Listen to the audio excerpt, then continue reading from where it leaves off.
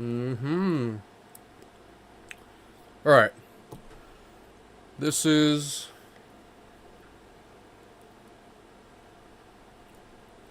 just the weekly podcast installment.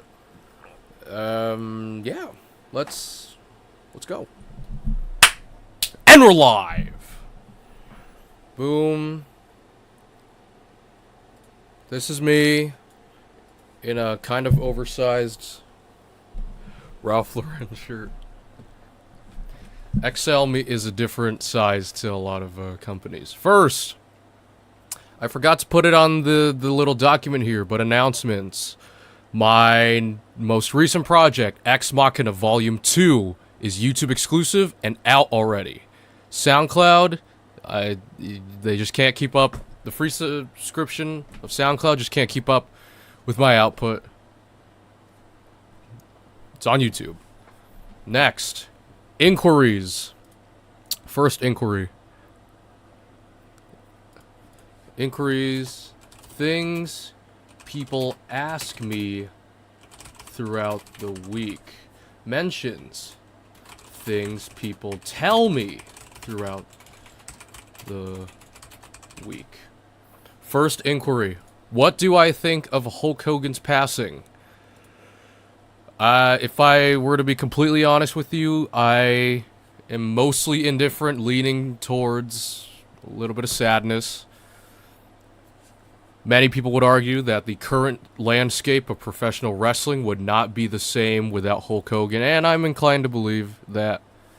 But also, sometimes he uses his platform for just, I don't know, just saying some of the most outrageous things in the professional wrestling world. But if you were to ask me honestly, I'm mostly indifferent. I haven't watched a lot of Hulk Hogan matches growing up, but you can't discredit him for popularizing professional wrestling throughout the world. So, yeah, that's what I think. That's probably all I will say about him. Next inquiry. Do I look forward to Vultures 3? No. Next, from my friend Peter. If I could put a game into Squid Game, what would I pick?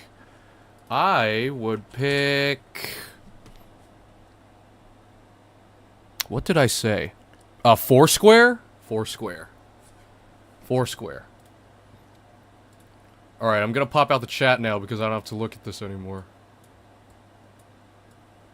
Alright. Now our first mention. Venmo paying off national debt. I have the article here. They linked the article, thankfully. I cannot validate this article, but it's the article they gave me. And if anything, it's a testament to what people will see first on the internet. So, this article from The New Republic. Trump is really asking people to Venmo to pay off the national debt.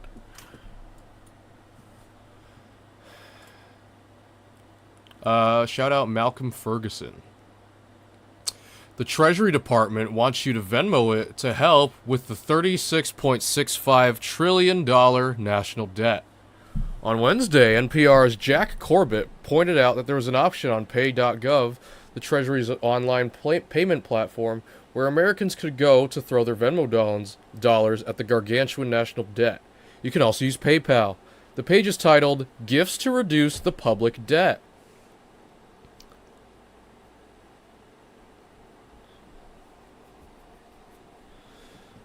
Okay.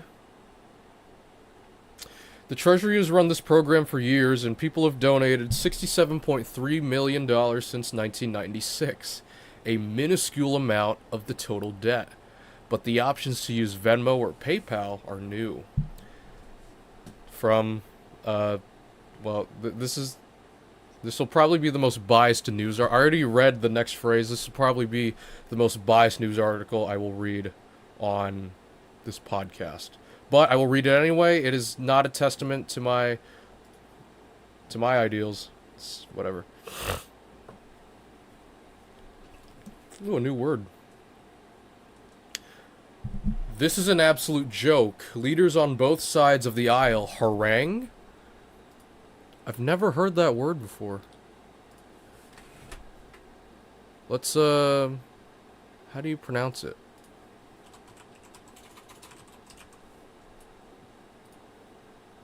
Haram. Harangue. Harangue? What does that mean? Verb, lecture someone at length in an aggressive and critical manner. This is an absolute joke. Leaders on both sides of the aisle harangue Americans every day about the specter of national debt while throwing billions of dollars at funding the military, funding Israel's military, and funding Trump's brutal immigration campaign. To even create this option, is this an opinion article? Does it say? To even create this option when the majority of the country's working/middle class appears deeply unserious and tone deaf. And even if people were feeling generous, it would be virtually impossible to make a dent in the debt given its current size and the fact that it is set to keep growing and fast. That's it.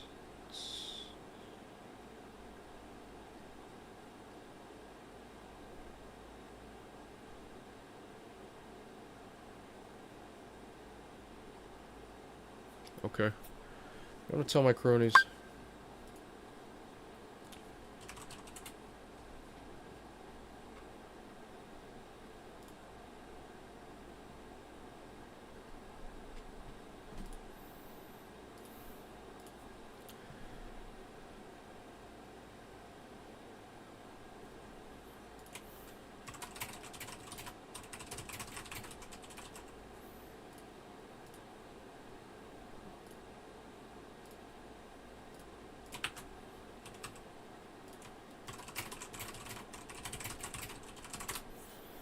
Okay.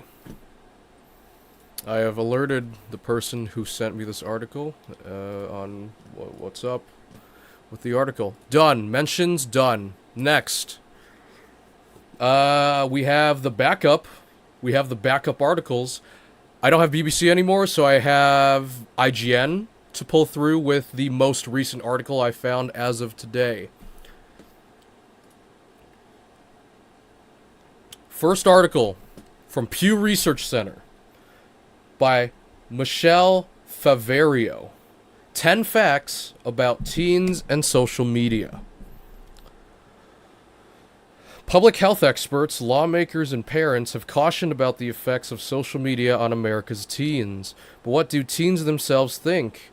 In 2024, Pew Research Center surveyed U.S. teens ages 13 to 17 and their parents.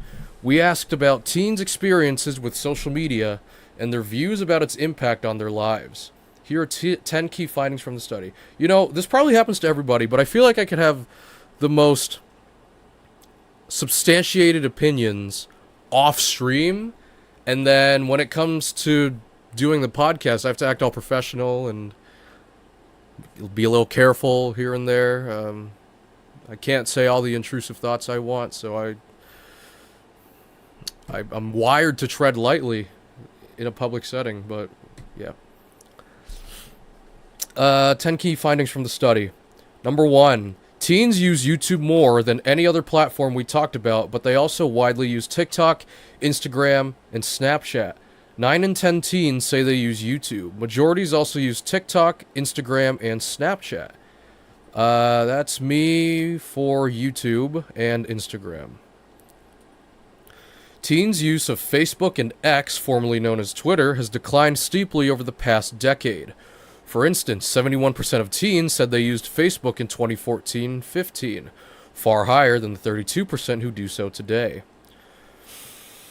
Roughly a quarter of teens say they use WhatsApp. Smaller shares say they use Reddit, and even fewer use Threads. Threads is just Instagram's Twitter. Oh, my head is itchy. Number 2, more than half of teens visit YouTube and TikTok at least daily, with some saying they're on the sites almost constantly. About 3/4 of teens say they use YouTube daily. This includes 15% who describe their use as almost constant.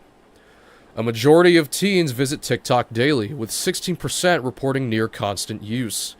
Instagram and Snapchat follow, with around half using each daily and about 1 in 10 saying they're on them almost constantly. Fewer teens say they visit Facebook every day. Across these 5 platforms, a third of teens use at least one of these online platforms almost constantly. Number 3. Teens' use of social media platforms differs by demographic group. Black and Hispanic teens are especially likely to use TikTok, Instagram, and X. For example, 79% of black and 74% of Hispanic teens say they use TikTok, compared with 54% of white teens. Meanwhile, Hispanic teens are more likely than white and black teens to use WhatsApp.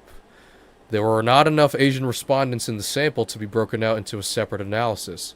As always, their responses are included in the general population figures throughout.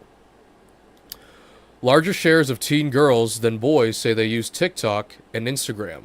Conversely, boys are somewhat more likely than girls to report using YouTube.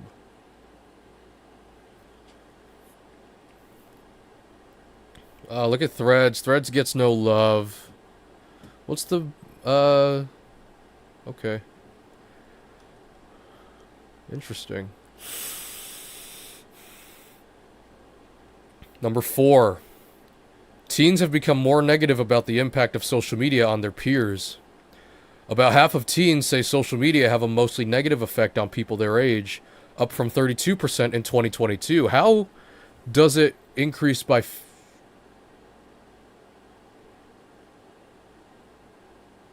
How does it go from 32 to 48% in 3 years? And fewer now see social media as having a mostly positive effect. 11% say this, down from 24% in 2022. Another 41% say these platforms have neither a positive nor negative effect on their peers. We also asked teens how they think these platforms affect them personally. Far fewer teens say social media have a negative effect on them than say this of their peers. Interesting. I'm gonna take a drink.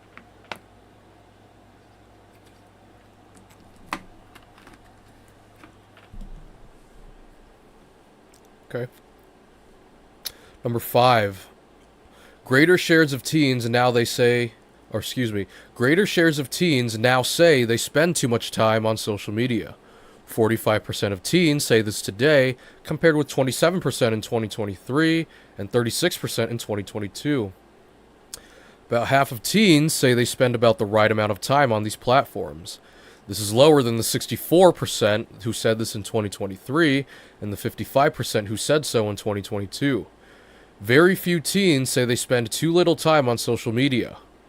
This view has remained stable in recent years. Number 6.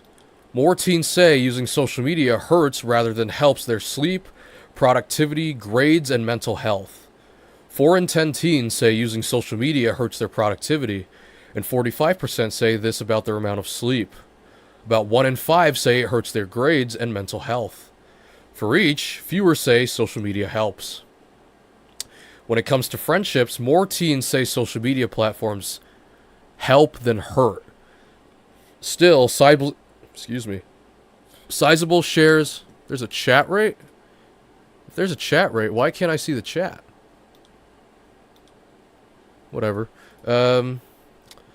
Still, sizable shares of teens say these platforms neither hurt nor help each of these aspects of their lives. Teen girls are more likely than boys to report social media hurting some aspects of their lives. For instance, a quarter of teen girls say using social media hurts their mental health, compared with 14% of teen boys. Number 7. Majorities of teens say social media sites help them feel connected and creative. About 3/4 say these platforms make them feel more connected to their friends. And 63% credit social media with giving them a place to show their creative side. But some teens also experience negative impacts. For instance, 39% say they get overwhelmed by the drama on these platforms. Drama? Oh, interpersonal or celebrity? Teen girls are more likely than boys to report both some of the positive and negative impacts. They feel a little okay. Creative, yeah, works out, okay. 57% of girls versus 45% of boys say social media make them feel like they have to wait. I'm scanning this and then I'm reading it. It doesn't, okay. 50% of girls versus 45% of boys say social media make them feel like they have people to support them through tough times. 34% of girls versus 20% of boys say these online platforms make them feel worse about their own lives. There are also some differences by race and ethnicity when it comes to the degree to which they feel this way. Schmegma? Thank you, Timothy Lalamantic, for the schmegma. You may be, that's a tough disease. For example, a quarter of black teens say what they see on social media makes them feel a lot more accepted. Smaller shares of Hispanic and white teens say the same. The pattern is similar when it comes to feeling that social media platforms provide a lot of support through tough times. We working? You certainly are, Toxic Gameplays. Welcome to the podcast. We're playing the numbers game every week. It's literally no different this time around. Numbers game. Number 8. Parents are more likely than teens to blame social media for negatively impacting teen mental health. We also asked teens and their parents how concerned they are about teen mental health. For those who said they were at least somewhat concerned about the issue, we asked them to name the one thing that they think most negatively impacts teen mental health. Among parents who are at least somewhat concerned about teen mental health, 44% cite social media as the top reason. This is far higher than any other reason, such as technology more broadly, or bullying. Does bullying encompass cyberbullying, or does cyberbullying count towards social media? For their part, teens are more split when it comes to the factor they think most negatively affects the mental health of people their age. Among those who are at least somewhat concerned about teen mental health, 22% of teens mention social media as the main cause. Others mention things like bullying and the pressures and expectations placed on teens. Number 9. Around a third of teens say they at least sometimes get information about mental health on social media. Among these teens, a majority say it's an important way to get this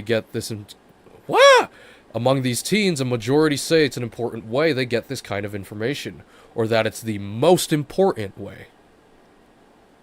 There are gender, racial, and ethnic differences in turning to social media for mental health information. A larger share of teen girls than boys report getting mental health information on social media at least sometimes. Black teens are more likely than Hispanic and white teens to say the same. Your time is coming? What do you mean by that? Talking about this? Another pie chart, line, bar chart, however you... Number 10. Just under half of teens say they've cut back on social media use. This is slightly higher than the 39% who said the same in 2023. Still, a majority say they haven't reduced their use. We will win. We will win. I like the sentiment. What are we winning again? What will we win? Will we win the battle against social media? The battle against the, what's the word? The global elite, the globalists, the elites. The pattern is similar when it comes to teens cutting back on their smartphone use. Check out that graph. Oh, that's it? I thought they would elaborate more on this. Okay, well, that's the Pew Research Center article. Next. NPR. This is the NPR one I picked. From NPR. Or from NPR's Elizabeth Blair. Teen artists portrayed their lives. Some adults didn't want to see the full picture. What's that? Falling by artist Betty Schoenfelter is one of the works in the teen experience. A show at the American University okay. What is it like to be a teen right now? This summer, teen artists explored that question in two separate showings of their work. The Teen Experience, currently at the American University Museum, at the Katzin Arts Center in Washington, D.C., and at the Smithsonian Folklife Festival, where this year's theme was Youth and the Future of Culture. In both cases, the teens were told to create honest portrayals of their lives and the issues they face, but they found out that some people didn't want to see the full picture. Rip Otto Warmbier? Otto Warmbier, that's the North Korean dude, right? Imprisoned in North Korea on a charge of subversion. He was released in a vegetated state and died soon after his parents requested his feeding tube be removed. Yeah, what do you think of Edward Snowden? Shout out Otto Warmbier, but what do you think of Edward Snowden? Through paintings, drawings, mixed media, and life-size installation, the artist depicted a range of subjects: self-doubt, school lockdowns, protests, living through a pandemic, and learning to drive among them. The organization that connects these two events is the Museum of Contemporary American. Edward Snowden is a hero. Interesting. I asked, well, this was 6 years ago, right? Roughly. 6 or 5 years ago, whatever. But I asked my 11th grade English teacher. This was a random question. It was a burning question. I don't know what compelled me to ask it. But I asked him, what share or percentage of Americans think that Edward Snowden is a hero? And if I recall correctly, he said 50-50? 50-50? So, the other 50 that don't think he's a hero, I wonder about that. I wonder that. The organization that connects these two events is the Museum of Contemporary American Teenagers, MoCat, which doesn't have its own physical space, but works with artists throughout Washington, D.C., Maryland, and Virginia, DMV. My JROTC teacher said he was a coward and an enemy to American soil. He was a master sergeant in the Army. Interesting. What would compel him to say that?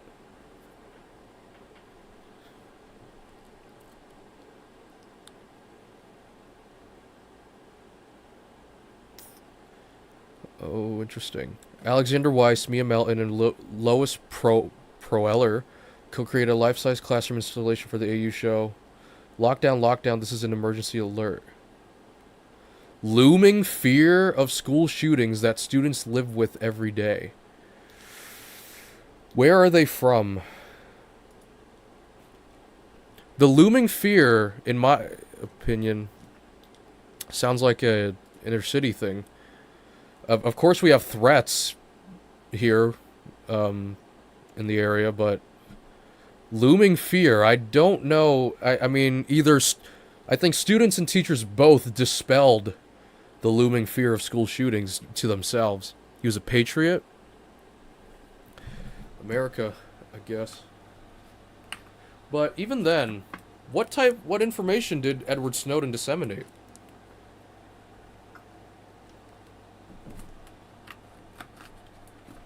Let's look at that for a second. This is a backup article anyway. Edward Snowden. We're just gonna use the Wikipedia. Who leaked classified documents revealing the existence of global surveillance programs. Okay. Let's go down to the whistleblower stuff.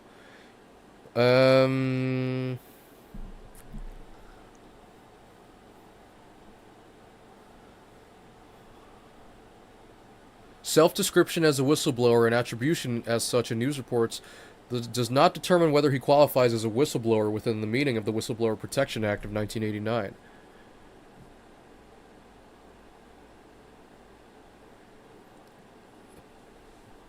Okay, apparently the unclassified portion of a report by HPSCI initiated by the chairman and ranking member in August 2014 concluded that Snowden was not a whistleblower in the sense required by the Whistleblower Protection Act. Okay, well, I just know that. So.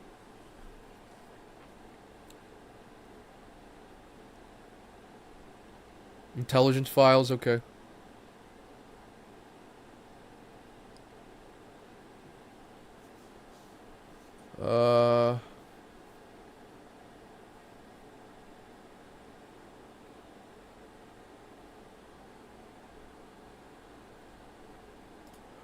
I'm intelligent.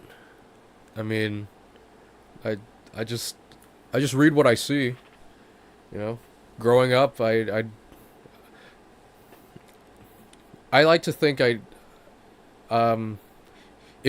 someone were to confront me face to face, man to man, even on stream here, my opinions suddenly meld into the general populace, and I lose my opinions really when confronted face to face. However, but also right now in this moment, if you put me on a spot, what extreme opinions do I have? I couldn't tell you. I feel I'm trapped, kind of. He flew to Hong Kong. Revelations, classified surveillance programs, Prism, which allows for direct access to data on servers of Microsoft, all these tech companies.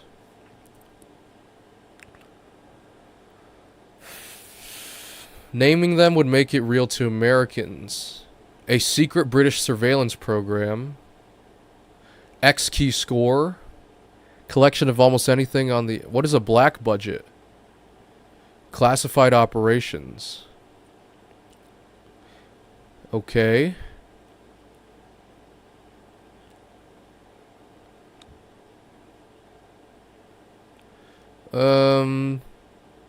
The NSA, CIA, and GCHQ spied on users of Second Life, Xbox Live, and World of Warcraft, and attempted to recruit would-be informants from the sites.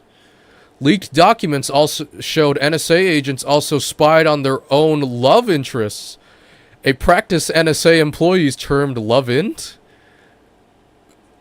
The practice of intelligence service employees making use of their extensive monitoring capabilities to spy on their love interest or spouse.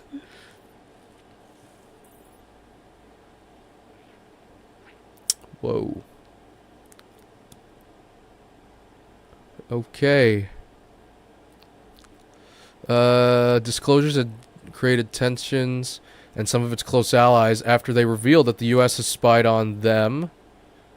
Most notably German Chancellor Angela Merkel, who said spying among friends was...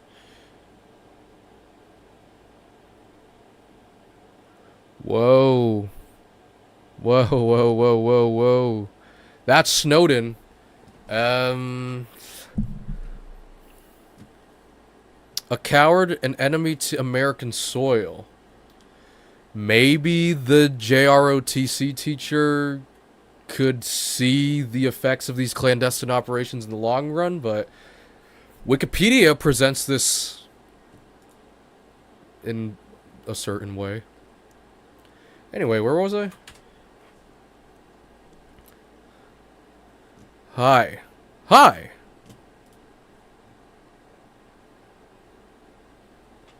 Maryland high school teacher David Lopilato found in mocap because he saw a void. So many of our cultural moments were kind of set by teenagers, and yet we systematically ignore them. Also, by the way, welcome to the channel. Welcome to the podcast. This podcast is me playing the numbers game. I really have nothing to give other than news articles for the time being. So, if you have a question, I'll answer it. Because that's what it is. This is just a live conversation / report. So, welcome.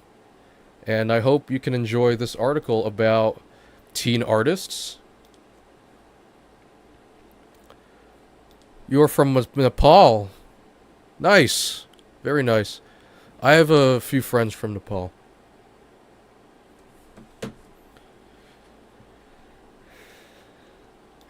So many of our cultural moments were kind of set by teenagers, and yet we kind of systematically... Maryland high school teacher David Lopilato found a mocap because she saw a void. So many of our cultural moments were kind of set by teenagers, and yet we kind of systematically ignore them. You're my big fan?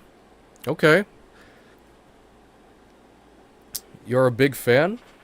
Is there anything in particular that you're a fan of? I'm gonna...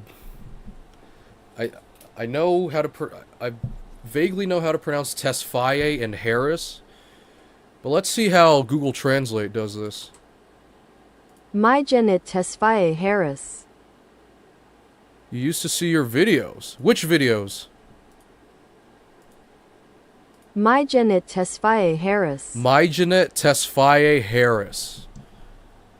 Myjanet Tesfaye Harris, a Maryland art educator and one of the show's co-curators, said art is a safe place for our students to be themselves, to be authentic. What I will pack when I run away from home. Okay, I see the wings. Interesting. The wings. At this year's Smithsonian Folklife Festival, high school students created work in real time. Their space on the National Mall included an installation of a school bathroom where anyone could write on the stalls and a mural depicting a range of issues from the stresses of college acceptance to protests to dealing with the coronavirus pandemic to self-image, said 17-year-old artist Flair Doherty. Doherty was one of the 4 artists who worked on the mural. She grew up visiting Smithsonian museums and said the chance to work with the Folklife Festival was the coolest thing ever. The protesters in the mural hold signs that read, "The climate is changing, why aren't we? No human is illegal. Protect kids, not guns. And free Palestine." Mary Beth Tinker was impressed when she saw the mural on her way to speak about free speech. She said she encouraged the students because they were making this beautiful mural about issues they cared about. One of the issues featured was free Palestine, and that's an issue that I care about. Tinker has a long history of advocating for free speech. In 1965, when she was an 8th grader in Iowa, she and other students were suspended for wearing black armbands to school to protest the Vietnam War. How do you feel about gun control? You know what? This takes me back. About my freshman year of college, I had a mandatory English course. Well, if you want the TLDR, I think there are, if people think that, here's an opinion that I can finally, try and support. If the general populace, or if someone thinks that it's the guns that make the crime, I think that's a misguided belief, because the underlying issue with those types, well, here's the thing: if the subject is gun crime and the response is gun control, I think that's a misguided response. I think mental health advocacy would be a stronger solution for, said gun crime than gun control, in my opinion. And then all this, and I have my reservations about defunding the police that I would like somebody to ask me about or see how I break down my rationale. But for now, for the time being, until I'm further pressed, I don't support defunding the police.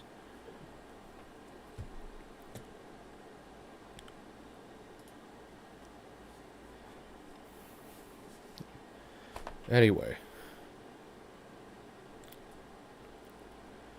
Tinker, wait. Oh, shoot! Interesting. Do you want police defunded? Absolutely not. No. In my opinion, no. I don't want police defunded at all.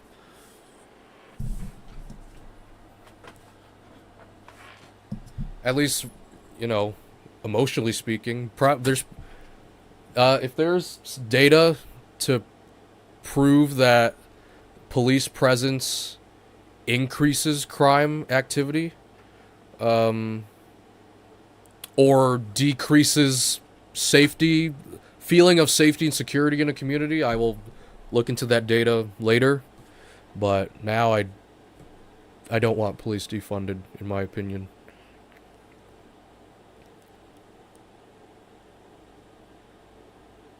But they tyrants, though.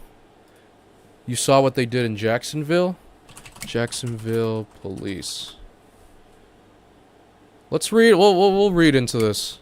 Which one is this? Oh,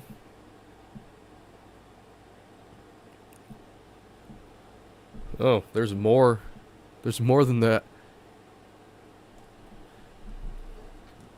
Well, in addition to teen arrested for culpable, excuse me. Wait. Which one are we talking about in terms of the stuff in Jacksonville? The punch video? Okay. Well, I mean, do I want to read Fox News? I hope this doesn't play any audio. We'll mute that because I don't want to get struck. The mayor of a Florida city where a viral video was recorded showing an officer punching a male driver in the face during a traffic stop has described the incident as disturbing and called on due process to run its course. The video, which was taken in February, began circulating on social media. Okay, I don't want to read Fox News for this.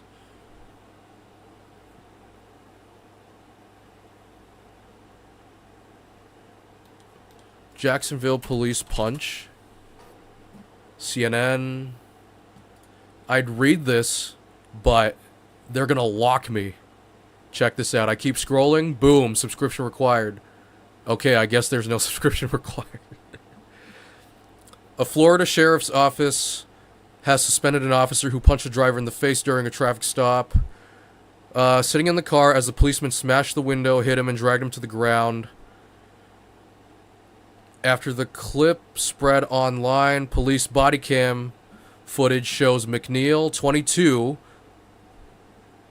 refusing demands to exit the vehicle after being told that he has been pulled over for traffic violations.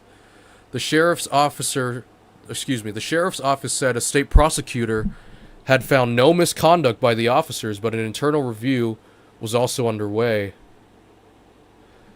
In a news conference on Monday, Jacksonville Sheriff T.K. Waters said, "The state attorney's office has determined that none of the involved officers violated criminal law, even though the administrative review had yet to be completed."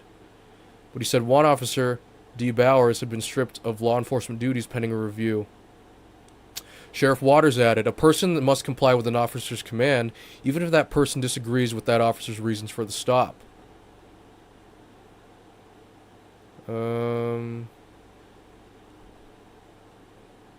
It's daylight, I don't need the lights. McNeil, he has been pulled over for not wearing his seatbelt or having his headlights on in inclement weather.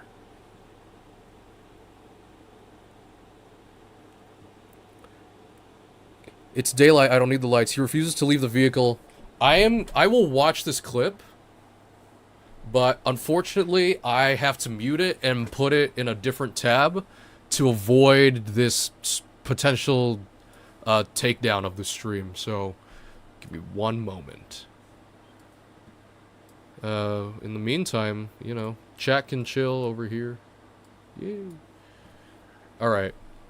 Let me check out this video. After this 30-second ad,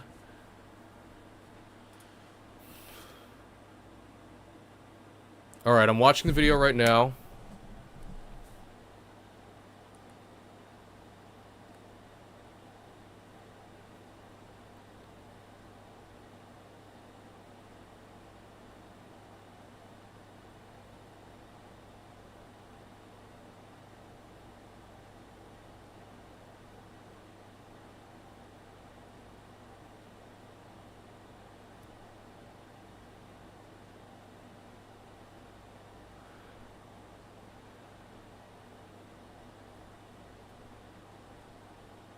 Okay, I'm watching the video. He he's talking back to the officer.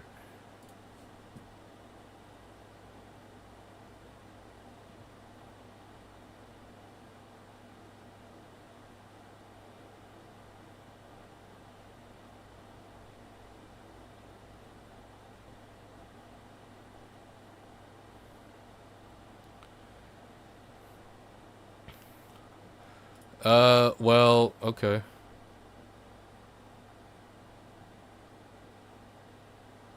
Not having a seatbelt and no headlights in inclement weather.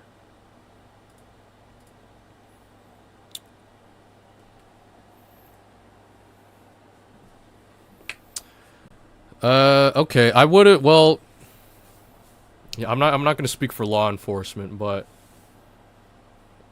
I just saw what they did. They McNeil opens his door because he says he doesn't have a window that works. Officer says he pulled him over for not having the headlights on during inclement weather and not having his seatbelt on.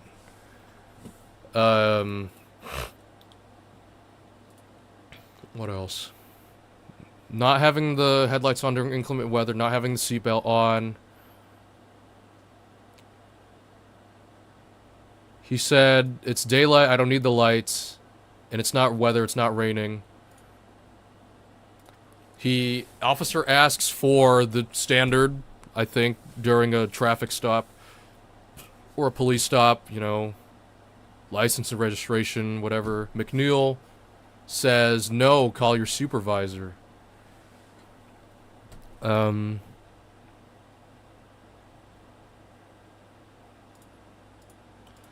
Officer Bowers tells him, McNeil, to step out of the vehicle, and then he closes the door on him. And by that point, is that fair for them to arrest him for resisting arrest? Well, here's the question. Would McNeil have opened the door at some point? Or was the police officer justified in punching the door open? A lot of questions. But I've just been exposed to this for the first time.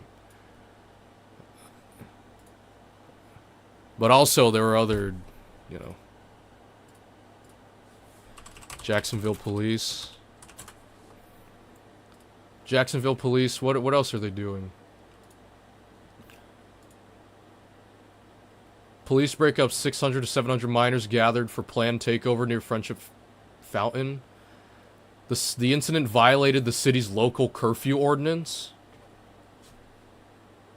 Problematic behavior, takeover events, which grew larger and more unruly.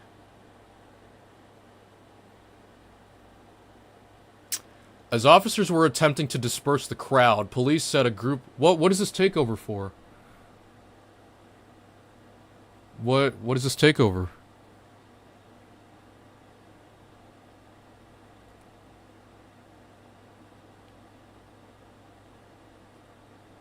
A silent disco? Oh, you can bet your bottom dollar this picture's AI generated.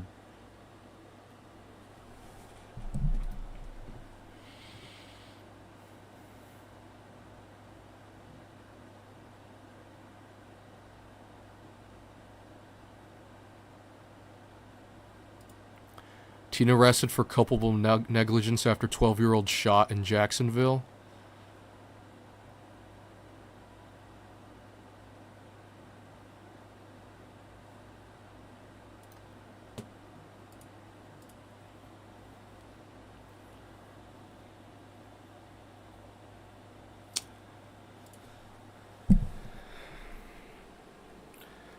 Here's my take, right? I think in this instance too, police officers are trained to give the alleged suspect as many chances as they can to clear their name.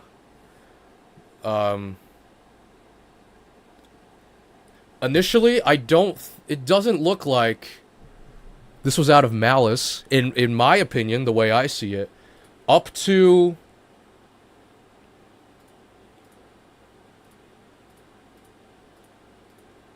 I'm gonna say definitively up to this point, I see no malice in the traffic stop at all, in my opinion.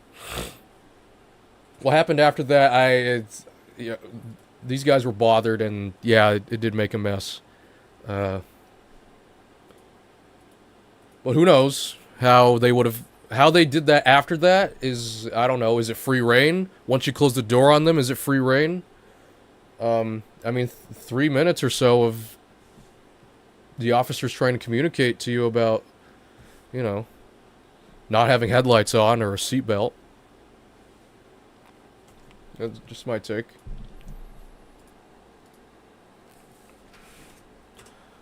Okay, we'll just follow the backup article, and if some other inquiry pops up, I'll follow along. Let me unmute that first. There we go.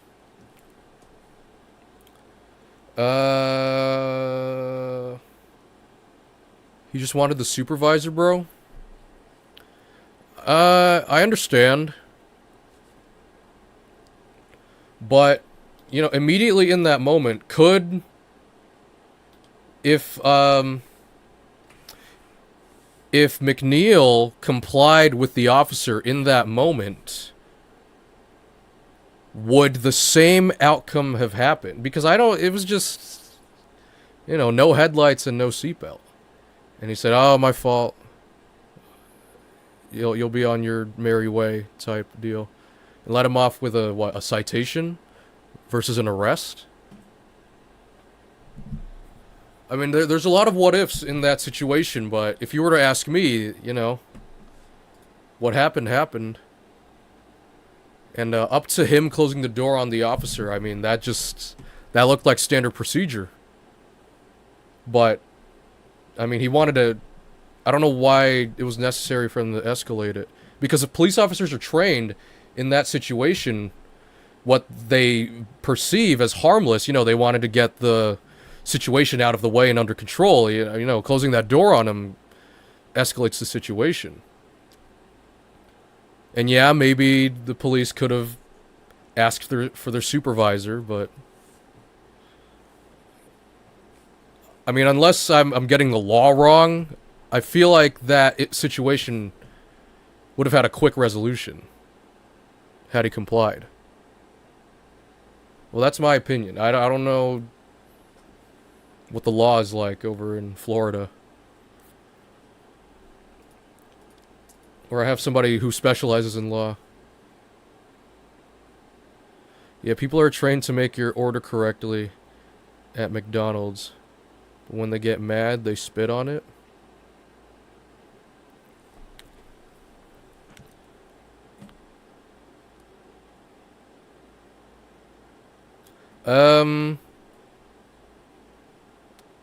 Shoot, I'd like to know which McDonald's you go to, because that's a bad apple of an employee. Why would what are usually causes for unrest at a McDonald's? What ticks them off at McDonald's usually? It might be the customer base.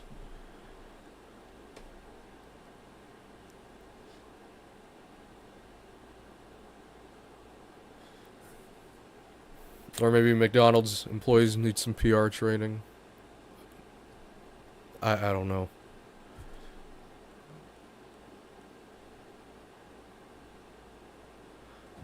Unless that situation escalates even further, and then they persist and persist and persist, and then they spit on it, but...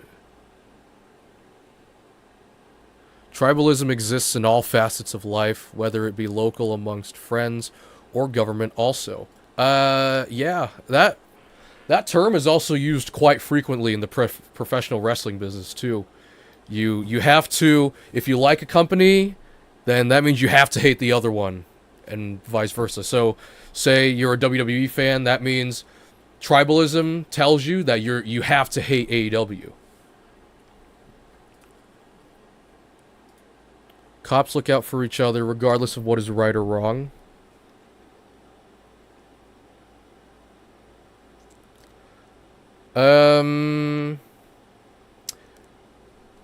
Regardless of what is right or wrong.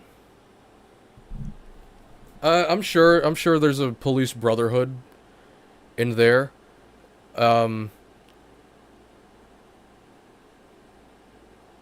Let's see.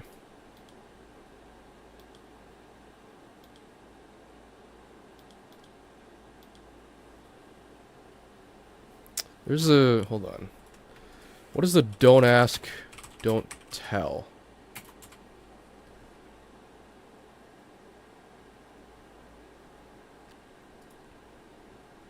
Cop doesn't mean that excludes you from your human nature. I agree. I agree.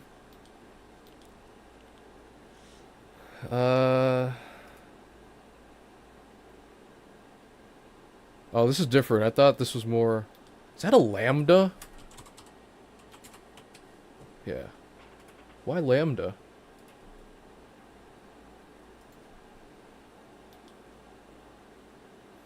Don't ask, don't tell, don't pursue, don't harass.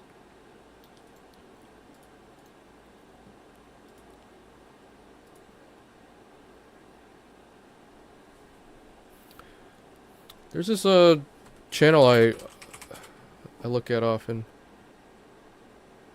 Cops hit and beat on people, lie to citizens, then look out for one another.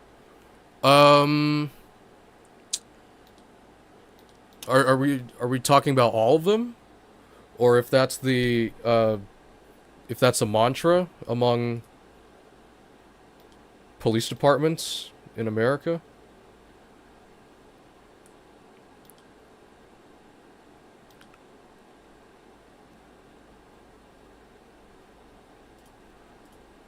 I'll keep reading, but I will riff with this this sentiment. Tinker has a long history of advocating for free speech. In 1965, when she was wearing an when she was in 8th grade in Iowa, she and other students were suspended for wearing black armbands to school to protest the Vietnam War. The incident led to the Supreme Court case Tinker versus Des Moines, in which a majority court ruled that students do not shed their constitutional rights to freedom of speech or expression at the schoolhouse gate. Tinker said she often tells students, you can always be proud of speaking up about the things that you really believe in because that's a life of integrity. Bro, it's not an all of them thing, it's a most of them thing. You can't be bigger than the program, man. Let's, hold on. Pew Research.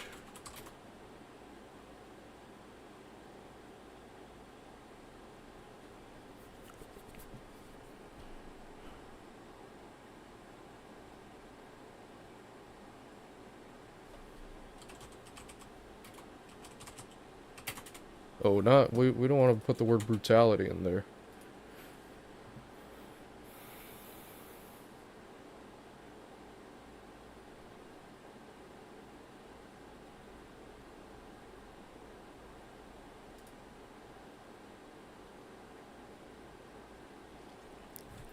Same way that veterans say their leadership was toxic, but when they speak out against their superiors, they get singled out and harassed out.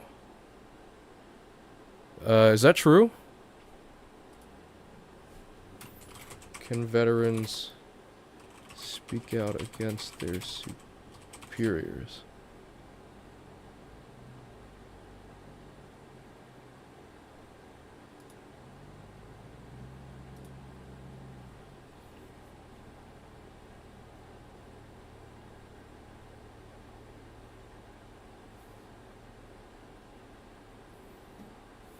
The dangerous veteran?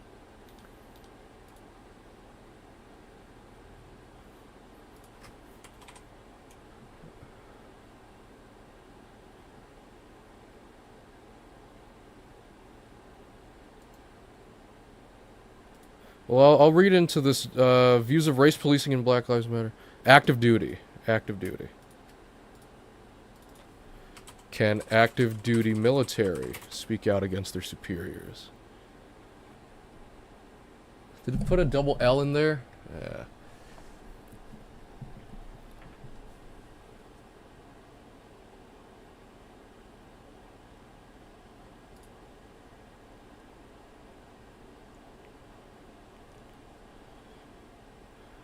You can't tell a sergeant, hey, it wasn't right how you treated such and such, as they are your superior. Same as a police.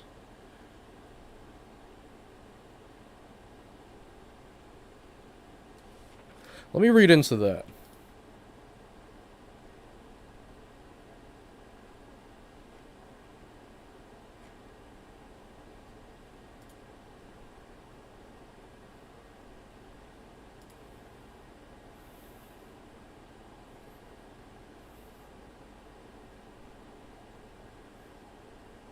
Oh, that's a long...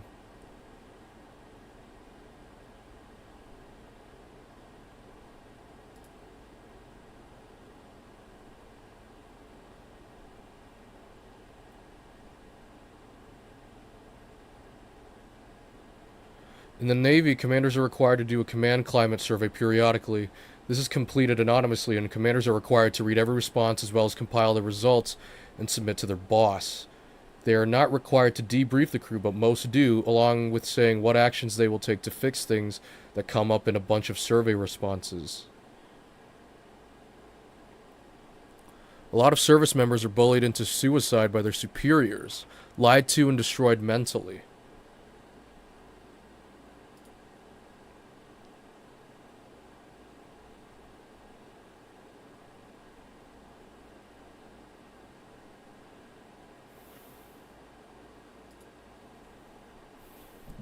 No, I sat on a court-martial in the Army where a sergeant was charged with hitting his lieutenant.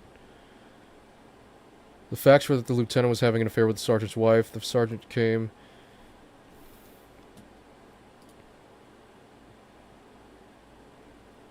But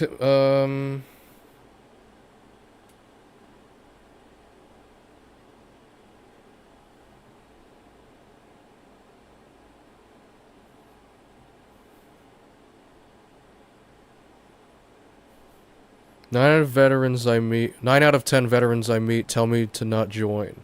For that reason?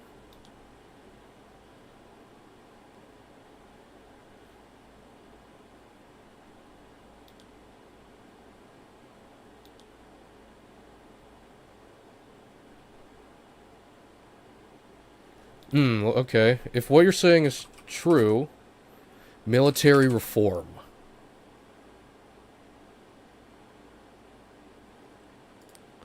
Hegseth tasks army to transform to leaner, more lethal force. That's not what I'm looking for. Am I lagging? Okay, whatever.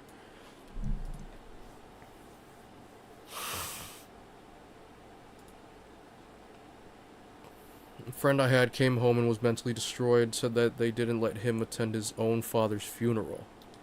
Well, I'm sorry to hear that.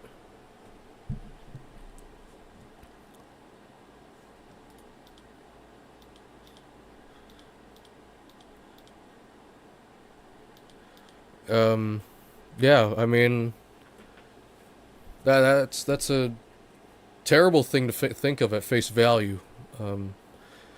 I wonder what the military thought were extenuating circumstances that denied him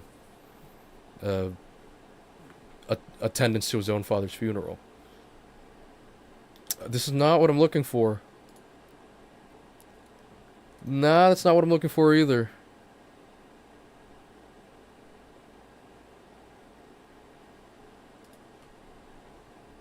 All the great officers go to the CIA or FBI.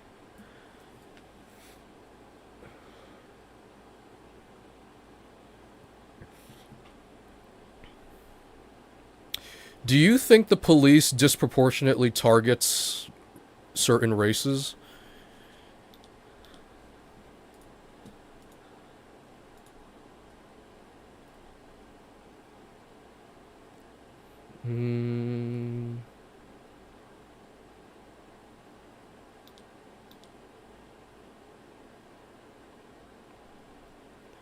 DEI. Data essay. Most U.S. adults said police around the country were only doing crime. Same way cops can lie to you, but you can't lie to them. They can say, we got your prints on this gun. Okay, maybe, alright. Maybe the examples I usually see are, I hope the examples I don't see popularized are few and far in between. Of the positive, survey on police presence. Public perceptions of the police. When was this conducted? No? Shoot. I'm running out of time. Maybe the law, but the law isn't good, man. You know what? I am unfortunately running out of time here. But as a last remark, or a last question, one-on-one, man-to-man.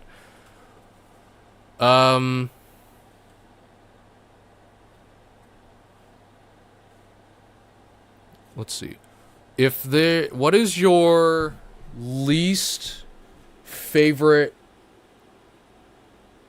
that might be a hard question to answer. Which parts of the law that would you like to rework, or parts of the Constitution you would like to rework? Actually, while you answer that question, we're just gonna skim through that. Just skim through it. Smithsonian responds. Again, a very engaging episode today that I will think about soon. Skim through that. Skim through the backup articles. Okay. Done, done, done.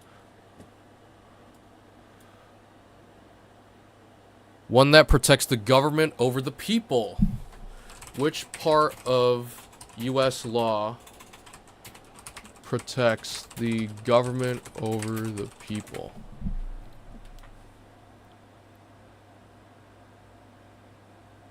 You know, if the police have a warrant, they can destroy your house. And you know who has to pay for it? You. I will look into that.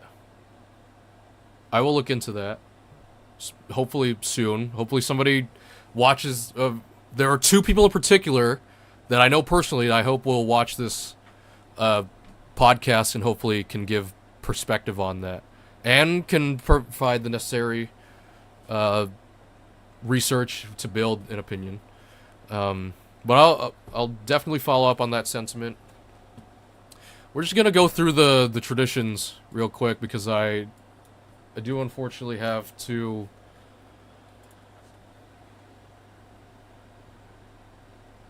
meet up with a few people. But I will send this podcast link to some of my buddies, and I want to know their thoughts on this situation. So, as per tradition, we're going to do the TikTok 10 swipes challenge and then a brief freestyle. Asking my girlfriend... not yet. Girlfriend the question.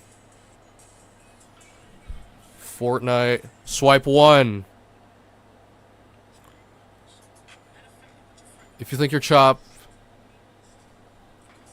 Swipe 2. Doesn't count. Sponsored. Swipe 2. What the flip is this?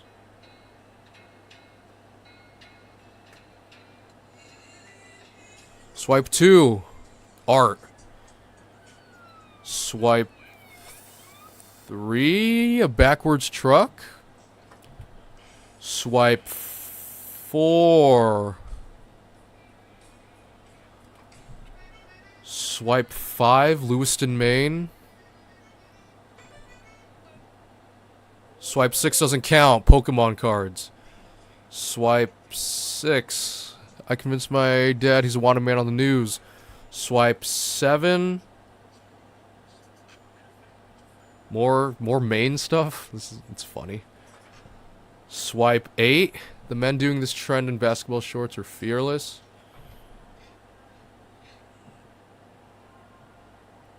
Eight. Swipe 9. And swipe 10. I think I forgot the count. Swipe. Whatever. Alright, and then... freestyle! I'm gonna pull up the... notepad. Okay. We're gonna do a freestyle. Alright. I have certain views of the police. Some want them defunded, others want them neat. That doesn't really make sense. I read about 2 articles regarding teens. Social media and art go hand in hand, it seems. Done. Unfortunately, due to time constraints, I can't advance this podcast further, but I will refer it to some people who like to be opinionated sometimes, and we could build on this soon. But thank you very much for watching. I'll see you next time. Goodbye.